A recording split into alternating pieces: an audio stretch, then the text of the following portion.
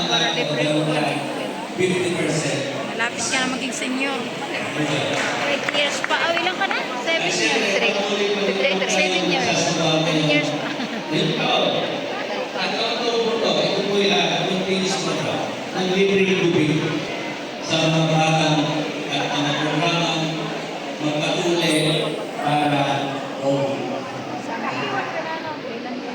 Kaya naman po yung kumako sa mga programa na ito sa Pilipinas Pagkain, agrikultura, pangangalaga sa kapaligiran at ikas na yaman na pinangamasuhaan, pinagawal, Kuya Gonzalo A. Sudi. Tayo po ay patuloy na rin ng pabayaan ng ating mga programa na may kinalaman sa pagkatanim ng gulay, sa paghahalaman, pamamagitan sa mahal na kataming bahay, na pinangungunan po si Ginoong Rest del Video, gracias. At sa mga nasa Rest. At sa punayan po, ang ating barangay ay may tuturin po. Again, top performing barangay. Pagdating sa implementasyon ng habang project ni BBPL na minaayon sa itinanggap ng DNR Rural Circular Number 2024-001. At pagdating po sa barangay ecological waste management initiatives, patuloy pa rin po tayo nagsasagawa ang programa Turn Trash into Treasure. Kung saan tayo po ay patuloy pa rin po nagre-recycle ng mga plastic containers na magagamit ng samahan, magkakabit bahay ng kanilang container gardening. Patuloy pa rin po ang operasyon ng ating MRF sa pamumuno po ni Ginoong Daniel Fernandez. Hindi po ba si Daniel Fernandez?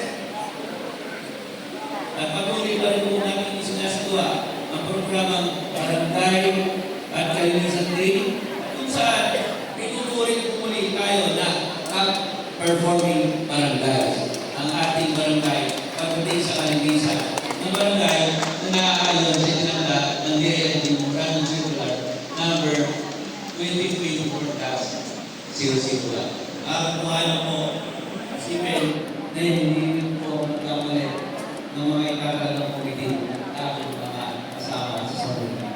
Dahil lahat po nanunuwa ka nila, lahat po ay naging effective. At nagpulot pa o nagbigay pa ng pagkilala sa ating barangay. Kaya pagpapanulo ang mga kasamahan sa barangay. Bilang mga kalita, nais kong pasalamat sa ating punong Luzon, Arlene B. Arcillas, sa kanyang walang sawang pagtulong sa ating barangay.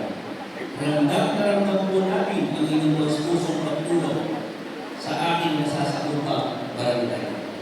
At sa pagkakataon po ito, nais ko pong humiling sa buong Maykapan na naway pagpalain niya ang bawat isa sa atin.